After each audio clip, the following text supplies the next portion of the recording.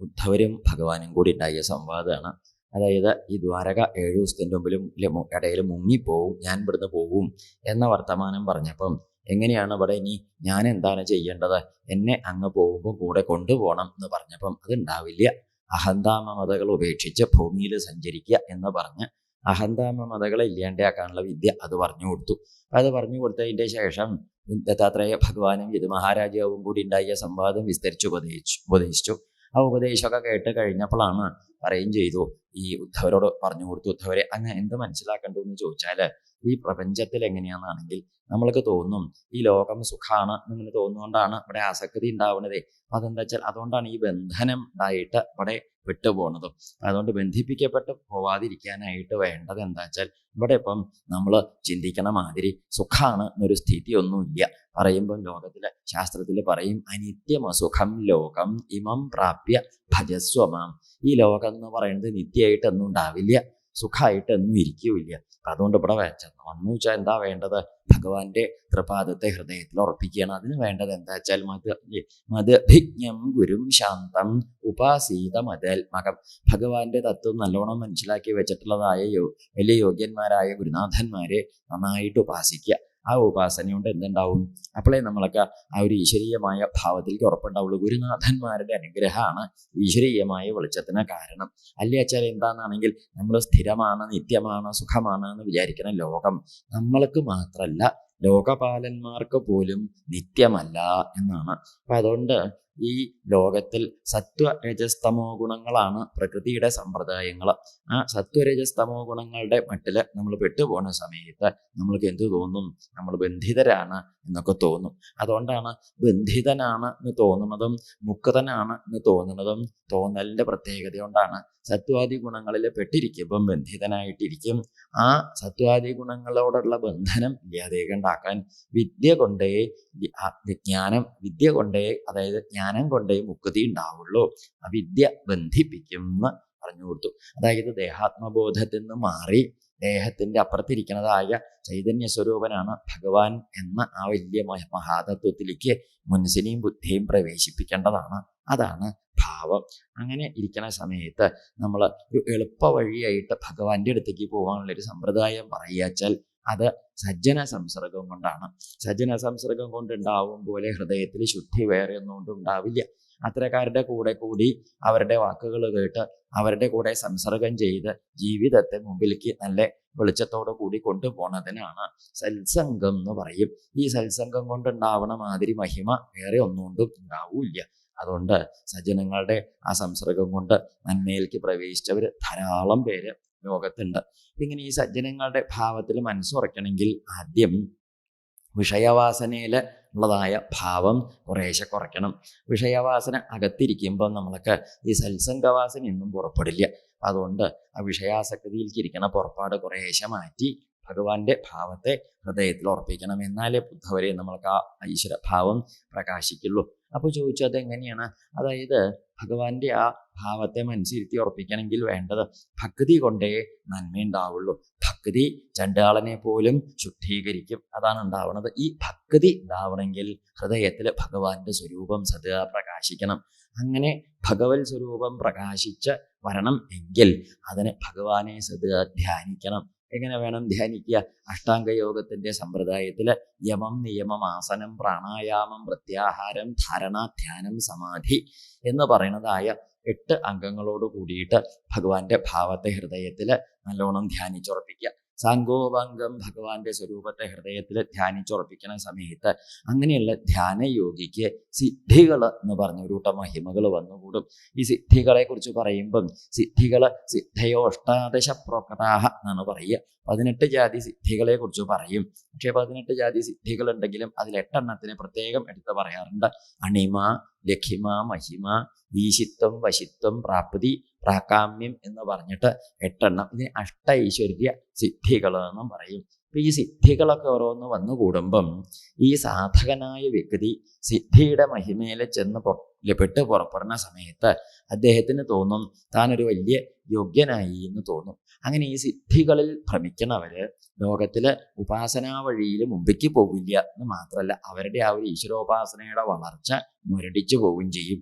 അതുകൊണ്ട് സിദ്ധികളെ ദാസിമാരെ പോലെ കൂട്ടാൻ പാടുള്ളൂ എന്ന് പറഞ്ഞു. പിന്നെ മാത്രല്ല, ഈ പ്രപഞ്ചം ഭഗവാന്റെ പ്രഭാവമാണ്.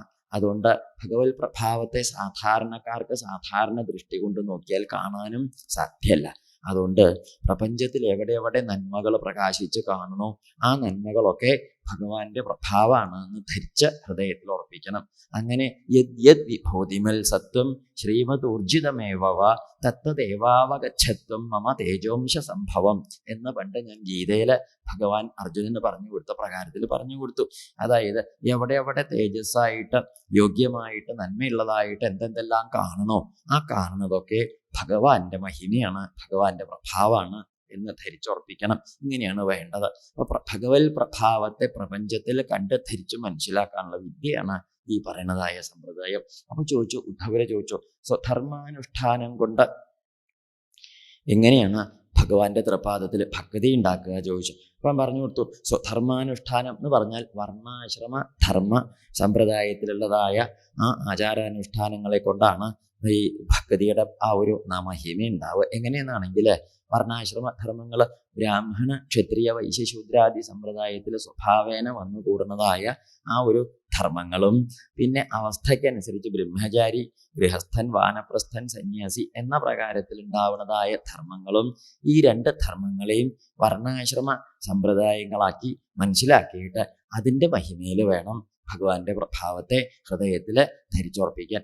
ഈ വർണ്ണാശ്രമ ധർമ്മങ്ങൾ നേരാമണ്ണം ഭഗവാന്റെ തൃപാദത്തിൽ ഉറപ്പിച്ച് അനുഷ്ഠിച്ച് വരുന്ന സമയത്ത് അത്തരക്കാര് അവരുടെ മനസ്സിനെ ഭഗവാന്റെ തൃപാദത്തിൽ ഉറപ്പിക്കാനായിട്ട് പ്രാപ്തന്മാരായിട്ട് തീരും. അങ്ങനെയാണ് ഭക്തിയുടെ സമ്പ്രദായത്തെ ഹൃദയത്തിൽ ഉറപ്പിക്കേണ്ടതെന്നും പറഞ്ഞു. അപ്പോൾ ചോദിച്ചു, എന്നിട്ട് ഇനി എന്താ വേണ്ടത്? ഈ പ്രപഞ്ചം എന്ന് പറയുന്നത് തന്നെ ഒരു പ്രത്യേകതയുണ്ട്. പ്രപഞ്ചത്തിന്റെ പ്രത്യേകത എന്താണെന്നാണെങ്കിൽ നമ്മൾ ജ്ഞാന വിജ്ഞാന ഭക്തികളുടെ വഴി കൂടി പുറപ്പെടുമ്പോഴേ അതിൻ്റെ ഒരു വഴിയിലേക്ക് എത്തുള്ളൂ.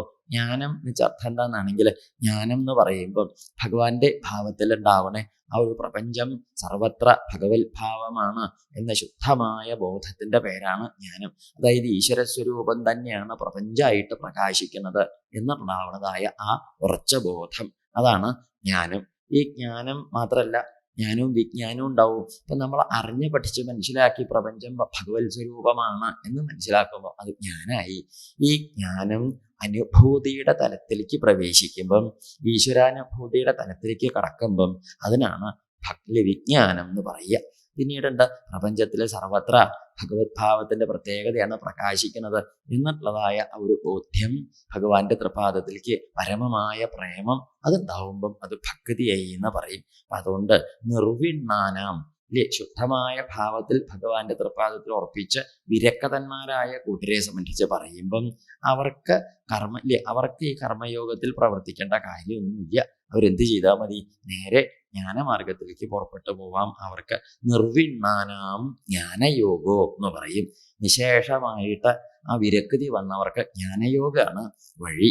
മാത്രമല്ല, സാധാരണ ആ മട്ടിലാണ് യോഗീശ്വരന്മാര്, ജ്ഞാനികളായ യോഗീശ്വരന്മാര് അങ്ങനെയാ പോവുക. ന്യാസിനാമിഹ കർമ്മസു എന്നാ അവർക്ക് ഇപ്പൊ പറയില്ലേ, നമ്മൾക്ക് ഈ ജ്ഞാനത്തിലൊന്നും ഉറപ്പ് വന്നില്ല, വിരക്തി വന്നില്ല എങ്കിൽ അവർക്ക് കർമ്മയോഗത്തിന്റെ വഴിയെ സ്വീകരിക്കാം. മാത്രമല്ല, കുറേശ്ശെ ജ്ഞാനത്തിലുണ്ട് ഉറപ്പ്, കുറേശ്ശൊക്കെ ഈ കർമ്മത്തിലുണ്ട് ഭാവം എങ്കിൽ അങ്ങനെയുള്ള കൂട്ടർക്ക് ഭക്തി യോഗമാണ് നല്ലത് എന്നാണ്. താവൽ കർമാണി കുർവീത നിർവിദ്യേത യാവത് എന്നാ പറയുക. എത്ര കാലം വരെയാണോ ലോകവിരക്തി വരാതെ കണ്ടിരിക്കുന്നത് അത്ര കാലം നമ്മൾ എന്ത് ചെയ്യണം? താവൽ കർമാണി കുർവീത. ഞാനൊരു സിദ്ധനായി അല്ലെങ്കിൽ നൈഷ്കർമ്മ്യ സിദ്ധിയിലേക്ക് എത്തി എന്നൊന്നും സ്വയം ധരിച്ച് കർമ്മങ്ങളെ ഉപേക്ഷിക്കുകയല്ല വേണ്ടത്. എന്ത് വേണം? ആ വിരക്തിയുടെ ഭാവത്തിൽ എത്താതെ വരെ ഭഗവാന്റെ ഈ പ്രപാദത്തെ ഭജിച്ച് നിഷ്കാമമായി കർമ്മങ്ങൾ ചെയ്യുക. എന്നിട്ട് എന്ത് വേണം? മൽക്കഥാ ശ്രവണാദൗവ ശ്രദ്ധായാവന്ന ജായതേ. ഭഗവത് കഥയിലേക്കൊന്നും ശ്രദ്ധ വരാത്തിടത്തോളം കാലം ഈ വിധത്തില് ഭഗവാന്റെ ഭാവത്തെ ഭജിക്കണം. പിന്നെ എന്താ വെച്ചാൽ ഭക്തിയോഗത്തിന്റെ വഴിക്ക് ഒരു പ്രത്യേകതയുണ്ട്. എന്താ? സർവം മൽഭക്തിയോഗേന മദ്ഭക്തോ ലഭതേഞ്ജസ. ഭഗവത് ഭക്തിയോഗത്തിന്റെ മഹിമ കൊണ്ട് ഭഗവാന്റെ തൃപ്പാദ ഭക്തൻ എല്ലാം നേടണു. ഭക്തി കൊണ്ട് നേടാൻ സാധിക്കാത്തതായിട്ട് ഒന്നുമില്ല എന്ന് പറഞ്ഞു. അതുകൊണ്ട് ഭഗവാൻ തൻ്റെ ഭക്തന്മാർക്കെല്ലാം അനുഗ്രഹിച്ചു കൊടുക്കണം. ഇങ്ങനെ ഈ കർമ്മങ്ങളുടെ കഥ പറഞ്ഞു കൊടുത്തിട്ട് പറഞ്ഞു, ഇവിടെ എന്താ ചോദിച്ചാൽ ഈ ഭഗവത്ഭാവമാണ് പ്രപഞ്ചത്തിൽ. അതായത് പ്രകൃതിയാണ് ഈ കാണായ പ്രപഞ്ചം പ്രകൃതിയാണ്. ആ പ്രകൃതിയിലേക്ക് ഭഗവാന്റെ ചൈതന്യം പ്രവേശിക്കുമ്പോഴാണ് ഇത് ചൈതന്യവത്തായിട്ട് തീരുന്നത്. അപ്പം അതുകൊണ്ട് പ്രകൃതിയിലൊന്നും സ്വയമേവ പ്രവർത്തിക്കണതില്ല. ആ പ്രകൃതിയുടെ മഹിമയിലേക്ക് ഭഗവാന്റെ പ്രഭാവ ചൈതന്യം പ്രവേശിക്കുമ്പം എല്ലാം ചൈതന്യവത്തായിട്ട് തോന്നുന്നു. ഫാൻ ഇങ്ങനെ ഇരിക്കുമ്പം അത് തിരിയില്ല, കറണ്ട് ഉണ്ടാവുമ്പോഴേ തിരിയുള്ളൂ. അപ്പൊ കറണ്ടാണ് ഫാനിനെ തിരിയണത് ഫാനാണെങ്കിലും തിരിക്കണത് കറണ്ടാണ്. എന്നാലോ കറണ്ട് ഇതിനുള്ളിൽ കയറി തിരിക്കണമില്ല. കറണ്ടിന്റെ സാന്നിധ്യത്തിൽ ആ യന്ത്രം സ്വയമേവ തിരിയും പോലെ സാക്ഷാൽ ഭഗവാന്റെ പരമപുരുഷന്റെ സാന്നിധ്യത്തില് പ്രകൃതി ഈ പ്രപഞ്ചത്തെ സൃഷ്ടിക്കണം.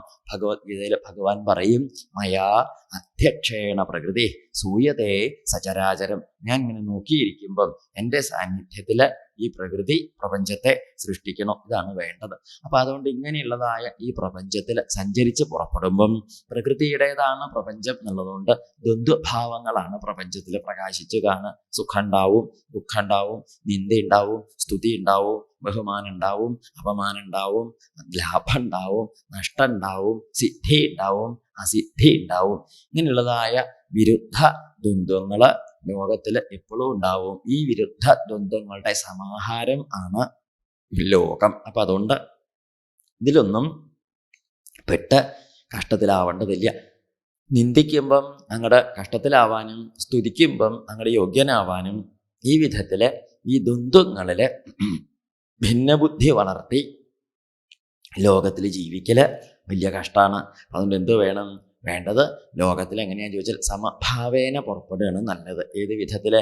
ക്ഷിപ്തോവമാനിതോ, അങ്ങനെയുണ്ട്. ക്ഷിപ്തോവമാനിതോ സദ്ഭി പ്രലബ്ധോ സൂയിതോഥവാ താഡിത സന്നിബദ്ധോ വാ വൃത്യാവാ പരിഹാപിത. ചിലപ്പോൾ എന്താ വെച്ചാല് ചിലര് പരിഹസിച്ചാലും ചിലര് ബഹുമാനിച്ചാലും നിന്ദിച്ചാലും അപമാനിച്ചാലും അതല്ല വലിയ കേമായിട്ട് കൊണ്ട് ബഹുമാനിച്ചാലും അങ്ങനെയൊക്കെയുള്ളതായ ഭാവങ്ങൾ വരുമ്പോൾ എന്ത് ചെയ്യേണ്ടതാണ്? ഒന്നും അനുസരിക്കണം. ഏതുപോലെ? നിഷ്ഠിതോ മൂത്രിതോ വാജ്ഞൈഹി, അങ്ങനെയുണ്ട്. ബഹുദൈവം പ്രകമ്പിത, അങ്ങനെ. അപ്പൊ നിഷ്ഠിതോ മൂത്രിതോ വാ അഗ്നൈഹി. ചിലരിപ്പം നിന്ദിച്ചു, പല ജാതിയില് അത്യന്തം അങ്ങട് വളരെ വിഷമിക്കുന്ന രീതിയിലൊക്കെ അപമാനിച്ചു എന്നൊക്കെ വരും. അങ്ങനെയൊക്കെ വരുന്ന സമയത്ത് ശ്രേയസ്കാമ, നന്മ ഉണ്ടാവണം എന്ന് വിചാരിക്കണ കൂട്ടര്, ശ്രേയസ് നന്മ, അതായത് ലോകത്തിൽ തനിക്കെന്നും ഒരു ഈശ്വരീയമായ ഉയർച്ച ഉണ്ടാവണം എന്ന് വിചാരിക്കണ കൂട്ടര് എന്ത് ചെയ്യണം? ശ്രേയസ്കാമ കൃച്ഛ്രഗത ആത്മനാ ആത്മാനമുദ്ധരേത്. അവനവൻ ഉയർത്തിക്കൊണ്ടുവരണം. നമ്മളെ ഉയർത്തിക്കൊണ്ടുവരാൻ വേറെ ഒരാൾക്കും സാധ്യമല്ല. അവനവനെ നേരെയാക്കി എടുക്കാൻ അവനവനേ പറ്റുള്ളൂ. അതുകൊണ്ട് എന്ത് ചെയ്യണ്ടോ? ഈ വിധത്തില് നമ്മളെ തന്നെ ഉദ്ധരിച്ചുയർത്തി നേരെയാക്കി തിരുത്തി നേരെയാക്കി മുമ്പിലേക്ക് പോവുക. ഭഗവാൻ ഭഗവത്ഗീതയിലും പറയും എങ്ങനെ? ഉദ്ധരേത് ആത്മനാത്മാനം നാത്മാനം അവസാദയേൽ ആത്മൈവ ഹ്യാത്മനോ ബന്ധോ നാത്മൈവ രിപുരാത്മന. അവനവന്റെ ശത്രു അവനവനാണ്, അവനവന്റെ ബന്ധുവും അവനവനാണ്. നമ്മളൊക്കെ നന്നാവണം എന്നുണ്ടെങ്കിലേ നമ്മൾ നന്നാവുള്ളൂ. നമ്മൾ നന്നാവണ്ടെന്ന് തീരുമാനിച്ചാൽ നന്നാവില്ല. ശാസ്ത്രമോ പുസ്തകമോ ഗ്രന്ഥമോ ഗുരുനാഥന്മാരോ സാഹചര്യം ഉണ്ടായതുകൊണ്ട് ആരും നന്നാവില്ല. അവനവന് തോന്നേണ്ടതാണ്. പറയാൻ കാരണം, പണ്ട് അവന്തി ദേശത്ത് ഒരു ബ്രാഹ്മണൻ ഉണ്ടായി. അദ്ദേഹം ധാരാളം സമ്പത്തൊക്കെ ഉള്ള ആളാണെങ്കിൽ മഹാവിഷ്കനായിട്ടിരുന്ന് ആർക്കും ഒന്നും കൊടുക്കാതെ അങ്ങനെ ജീവിച്ചു പോന്നു. ആർക്കും അദ്ദേഹത്തെ കണ്ടുകൂടാ, നാട്ടുകാർക്കും വീട്ടുകാർക്കും കണ്ടുകൂടാ. വീട്ടുകാർ പിന്നെ അങ്ങോട്ട് സഹിച്ചു. എന്താ വെച്ചാൽ ഇവന്റെ ഈ സ്വത്തും സമ്പത്തും ഒക്കെ ഇവന്റെ കാലം കഴിഞ്ഞാൽ നമുക്കാണല്ലോ എന്നൊരു സന്തോഷത്തിൽ അങ്ങനെ സഹിച്ചു. ആർക്കും കൊടുക്കൂല്ല, സ്വയം അനുഭവിക്കൂല്ല. അങ്ങനെ സൂക്ഷിച്ചു വെച്ച് മഹാവിഷ്കനായിട്ട് കഴിച്ചു കൂട്ടിയിരിക്കണ കാലത്ത് ഒരിക്കലും എന്തുണ്ടായിച്ചാൽ ഇവന്റെ ഈ സ്വത്തും സമ്പത്തും ഒക്കെ കള്ളന്മാര് മോഷ്ടിച്ചു കൊണ്ടുപോയി എന്ന് മാത്രമല്ല, കള്ളന്മാര് സകലമാന സമ്പത്തും മോഷ്ടിച്ചു കൊണ്ടുപോയ സമയത്ത് കൃഷി ഉണ്ടായിരുന്നു, അതും നശിച്ചുപോയി. എല്ലാം നശിച്ചുപോയി. ഒന്നുമില്ല തനിക്ക് നായി. ഇനി താൻ എങ്ങനെ ജീവിക്കും എന്നൊരു സ്ഥിതി വന്ന സമയത്ത് അദ്ദേഹത്തിന്റെ ഈ ജീവിത വൃത്തിയെ മുട്ടിപ്പോയി. അതോടെ ഭാര്യയും മക്കളൊക്കെ അദ്ദേഹത്തെ ഉപേക്ഷിച്ചു. എല്ലാവരും അദ്ദേഹത്തെ ഉപേക്ഷിച്ച സമയത്ത് അദ്ദേഹത്തിനൊരു കാര്യം മനസ്സിലായി. സമ്പത്തോ സമൃദ്ധിയോ ഒക്കെ ഉള്ള കാലത്ത് ആരെങ്കിലും ഒക്കെ ഉണ്ടാവും, ഒന്നുമില്ലാത്ത കാലത്ത് ആരും ഉണ്ടാവില്ല എന്ന് മനസ്സിലാക്കിയിട്ട് ഈ ബ്രാഹ്മണൻ അവിടുന്ന് പോകുന്ന ഒരു ഭിക്ഷുവായിട്ട് തീർന്നു എന്ന് പറയും. ഭിക്ഷുവാവുക എന്ന് പറഞ്ഞ അർത്ഥം ലോകത്തിലെ വിഷയങ്ങളിലൊക്കെ വിരക്തി വന്ന് കിട്ടിയാലും സന്തോഷം ഇല്ലെങ്കിലും സന്തോഷം എന്നുള്ള മട്ടില് ഒരു യോഗേശ്വരന്റെ ചര്യയിൽ അങ്ങനെ സഞ്ചരിച്ചു. യദൃച്ഛ ലാഭ സന്തുഷ്ടിയോട് കൂടിയിട്ട് ലോകം മുഴുവൻ ഇങ്ങനെ സഞ്ചരിച്ചു കഴിച്ചു കൂട്ടുന്ന കാലത്ത് അദ്ദേഹത്തിന് ആ ഒരു ഈശ്വരബോധത്തിൽ മനസ്സങ്ങോട്ട് ഉറച്ചു. എന്താ വെച്ചാൽ ലോകത്തിലെ വിഷയങ്ങളും ലോകത്തിലെ വസ്തുക്കളും ലോകത്തിൽ കാണുന്ന ഈ സുഖഭോഗങ്ങളും നശ്വരമാണ് എന്ന് അദ്ദേഹത്തിന് അറിവല്ല, ബോധ്യമായി, അത് അനുഭവമായി. അതോടെ അദ്ദേഹത്തിന് ലോക വിഷയങ്ങളിൽ നിന്നൊക്കെ വിരക്തി വന്ന ആ മഹാത്മാവ് എല്ലാം ഉപേക്ഷിച്ച് ഭിക്ഷുവായിട്ട് ആ ഭിക്ഷകനായിട്ട് വല്ലതും കിട്ടിയിച്ചാൽ ഭിക്ഷ തെണ്ടി കിട്ടുന്നത് വല്ലതും കഴിച്ചു കൂട്ടി. അങ്ങനെ കാലം കുറേ കഴിഞ്ഞു. ഈശ്വരഭാവത്തിൽ മനസ്സും ബുദ്ധിയും എല്ലാം ഉറപ്പിച്ച് ശുദ്ധമായ ഭാവേന ലോകത്തിൽ സഞ്ചരിക്കുന്ന ഈ മഹാത്മാവിനെ അങ്ങനെ ഒരിക്കൽ ഇദ്ദേഹത്തിന്റെ നാട്ടിൽ പണ്ടുണ്ടായിരുന്ന ആളുകൾ കണ്ടു. കണ്ടപ്പോൾ അവര് പറയും ചെയ്തു, ഇവൻ കള്ളനാണ്. പണ്ടൊക്കെ എന്താ വെച്ചാൽ അങ്ങനെ കഴിച്ചു കൂട്ടിയപ്പോൾ സ്വത്തും സമ്പാദ്യമൊക്കെ പോയപ്പോൾ വേഷം കെട്ടി സ്വാമിയാരുടെ വേഷം കെട്ടി ഇറങ്ങിയതാ കള്ളൻ, അവനെ അടിക്കണ്ടേ എന്നൊക്കെ പറഞ്ഞ് അവർ അടിച്ചു ഇടിച്ചു തൊപ്പി അങ്ങനെയൊക്കെ ചെയ്തു. പല ജാതിയിലും അദ്ദേഹത്തെ വിഷമിപ്പിച്ചു. അദ്ദേഹത്തിന്റെ ആ ഭിക്ഷ ഉണ്ണാൻ കൊണ്ടുപോയി വെച്ച ചോറിന്റെ പാത്രത്തിൽ മണ്ണും വാരിയിട്ടു. അതിന്റെ ആ വടി ചവിട്ടി മുറിച്ച് പുഴയിൽ എറിയുകയും ചെയ്തു. അങ്ങനെ ഇദ്ദേഹത്തെ അടിക്കലും ഇടിക്കലും ഉപദ്രവിക്കലും നല്ലോണം വിഷമിപ്പിച്ചു. ഇവരൊക്കെ ഇങ്ങനെ അടിച്ചടിച്ച് വിഷമിപ്പിച്ച് ബുദ്ധിമുട്ടിച്ച് അദ്ദേഹത്തെ ക്ലേശിപ്പിച്ച് നരകിപ്പിക്കുമ്പോഴും വേദനിപ്പിക്കുമ്പോഴും മനസ്സുകൊണ്ടും ശരീരം കൊണ്ടും ബുദ്ധിമുട്ടിക്കുമ്പോഴും അദ്ദേഹം ഒന്നേ പറഞ്ഞുള്ളൂ. എന്താ പറഞ്ഞു വെച്ചാൽ, ഇവരാരും അല്ല എൻ്റെ സുഖത്തിനോ ദുഃഖത്തിനോ കാരണം. ആര്? നായം ജനോ മേ സുഖ ദുഃഖഹേതോ ന ദേവതാത്മാ ഗ്രഹകർമ്മകാലാഹ മനഃപരം കാരണമാമനന്തി സംസാരചക്രം പരിവർത്തയേതിയൽ. അതായത് ഈ കണ്ട അയം ജനോമേ, ഈ കണ്ട ജനങ്ങളൊന്നുമല്ല എൻ്റെ സുഖത്തിനോ ദുഃഖത്തിനോ കാരണമായത്.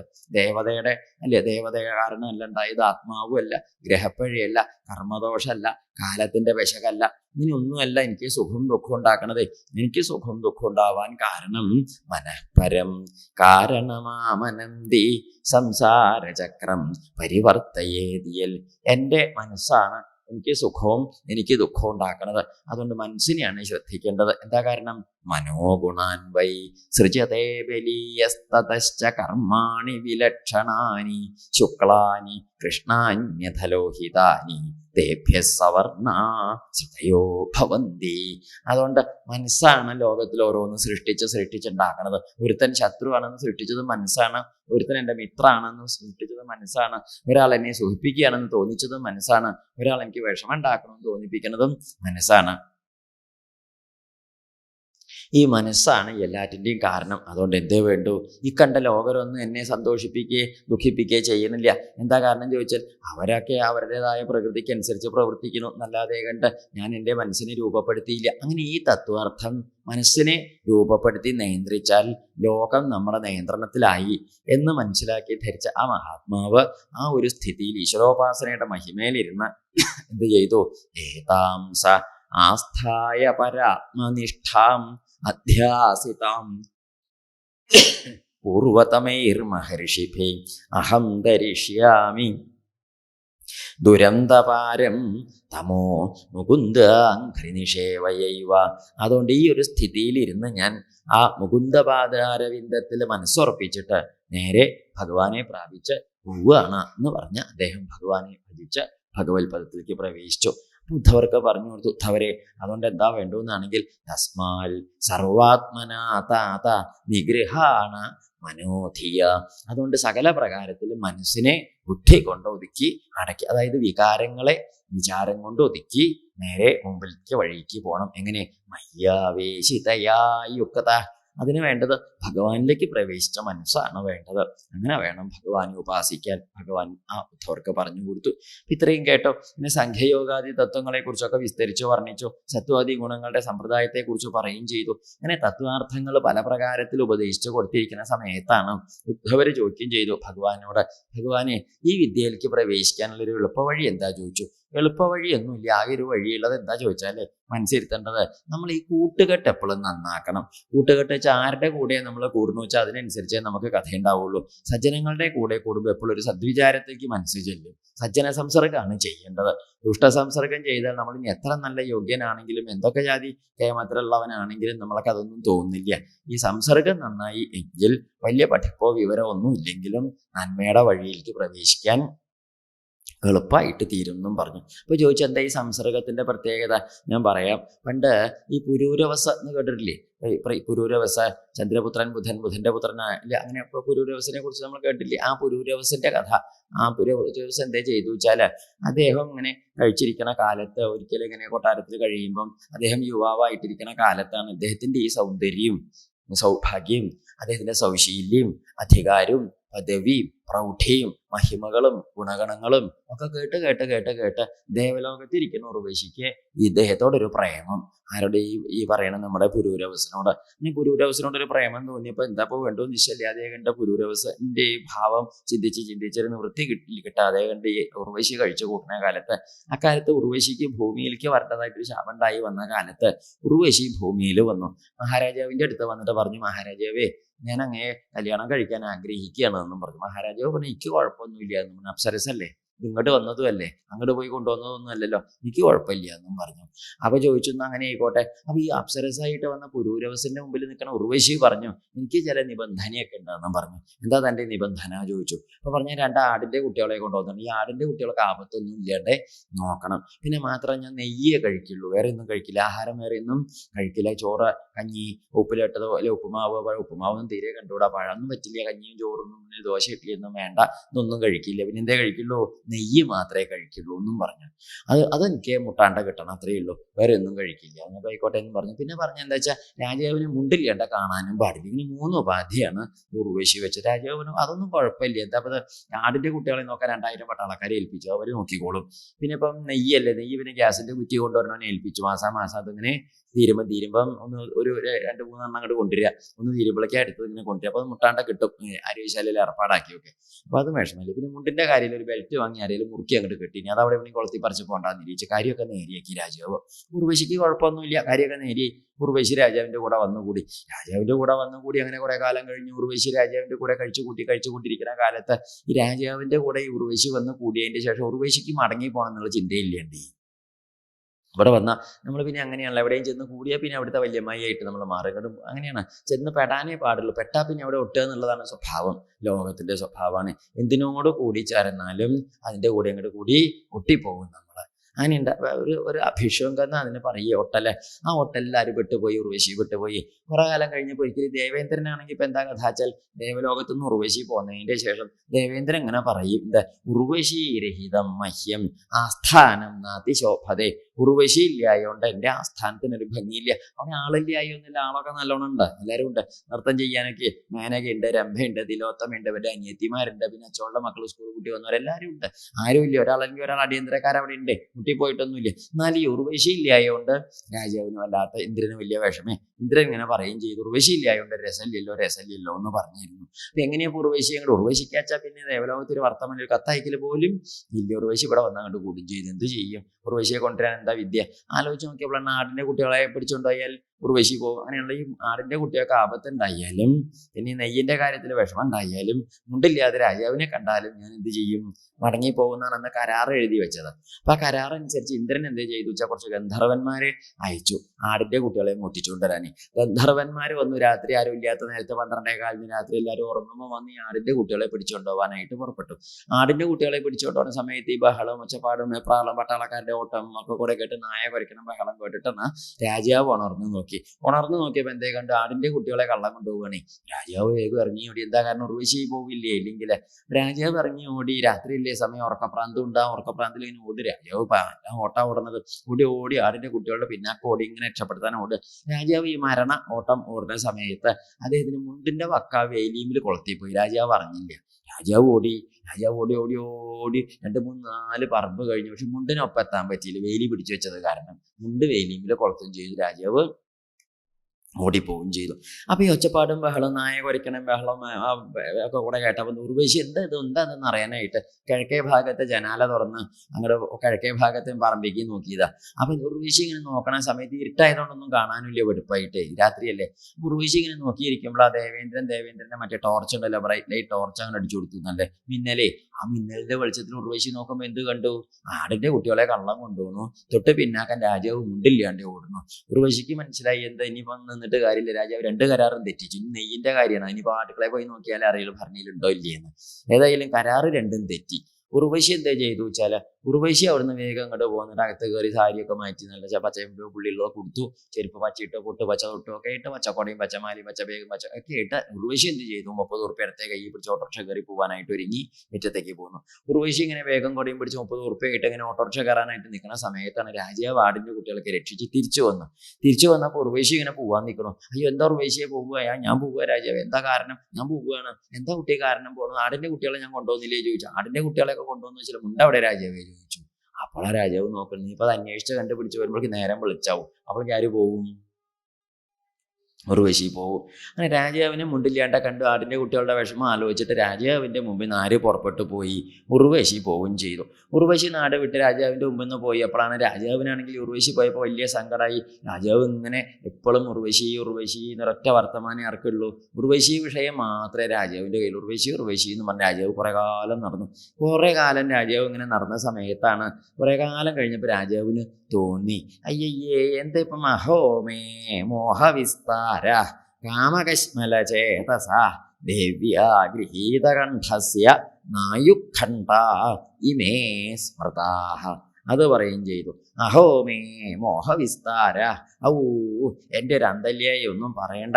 കാമകശ്മല ചേതസ ചെന്തർത്ഥം ഈ കാമപാരവശ്യം കൊണ്ടുണ്ടായ ഒരു അന്തല്യായല്ലേ പറയണ്ടു.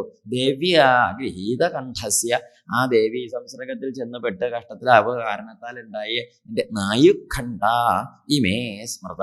എൻ്റെ കഥ ഇങ്ങനെ പോകണമെന്നല്ലാതെ ഞാൻ എത്ര കാലമായിട്ട് രാജാവിനൊരു വിവരം വന്നപ്പോൾ രാജാവ് പറഞ്ഞതാണ്, എത്ര കാലമായിട്ട് ഞാൻ ഇങ്ങനെ നടക്കണം ഉർവശി എന്ന് പറഞ്ഞ്. എന്താ ഇപ്പം ഈ ഉർവശി ഇവിടെ വരണതിൻ്റെ മുമ്പ് ഞാൻ ഇവിടെ തന്നെയല്ലേ കഴിച്ചു കൂട്ടിയത്, ഇവള് വരണതിൻ്റെ മുമ്പ് ഞാൻ ഇവിടെ ഉണ്ടായിരുന്നില്ലേ, ഇനി ഇപ്പം എന്താ ഇപ്പം ഇങ്ങനെ തോന്നാൻ, എന്താ ഇപ്പം ഒരു അന്തല്യായ? ഇങ്ങനെ രാജാവ് ഇങ്ങനെ നിരന്തരം ചിന്തിച്ചു. അങ്ങനെ രാജാവിന് മനസ്സിലായി ഈ ദുഷ്ടസംസർഗം കൊണ്ടുണ്ടായ വിഷമാണ് ഇതെന്ന്. രാജാവ് എന്നിട്ട് പറയും ചെയ്തു, എന്ത് ഏവം പ്രഗായൻ നൃപദേവദേവ സ ഉർവശീലോകമഥോ വിഹായ ആത്മാനമാത്മന്യവഗമ്യമം വൈ ഉപാരമൽ ജ്ഞാനവിധോതമോഹ. അങ്ങനെ രാജാവ് എന്താ ചെയ്തു വെച്ചാൽ ആത്മഭാവത്തെയൊക്കെ ഉറപ്പിച്ചൊരു ഈശ്വര സ്വരൂപത്തിലേക്ക് ഇങ്ങോട്ട് മനസ്സ് വെച്ചിട്ട് നല്ലോണം ഭഗവാനെ ഭജിച്ചു. എന്നിട്ട് അദ്ദേഹം പറയുകയും ചെയ്തു, എന്താ പറഞ്ഞത്? തതോ ദുസ്സംഗമുത്സൃജ്യ സൽസു സജ്ജേത ബുദ്ധിമാൻ. തതോ ദുസ്സംഗമുത്സൃജ്യ, അതുകൊണ്ട് ദുഷ്ടസംസർഗത്തെ മതിയാക്കിയിട്ട് സൽസു സജ്ജേത ബുദ്ധിമാൻ, സജ്ജന ഭാവത്തിലേക്ക് മനസ്സിനെ ഉറപ്പിക്കുകയാണ് വേണ്ടത്. ബുദ്ധിയുള്ളവരെ എന്ന് പറഞ്ഞു, അതാ വേണ്ടത്. ബുദ്ധിയും ഇവരുള്ളവരെന്താ ചെയ്യേണ്ടത്? ദുഷ്ടസംസർഗം കളഞ്ഞ് സജ്ജന സംസർഗത്തേക്ക് പോവുകയാണ് വേണ്ടത് എന്ന് പറഞ്ഞിട്ടാണ് രാജാവ് അവിടുന്ന് എല്ലാവരോടും യാത്ര പറഞ്ഞ് ആത്മഭാവത്തിൽ ഉറപ്പിച്ചത്. അങ്ങനെ ആ സംസർഗം നന്നായി ഇല്ലാച്ചാൽ ഉണ്ടാവുന്ന ബുദ്ധിമുട്ടിനെ കുറിച്ച് പറഞ്ഞു കൊടുത്തു.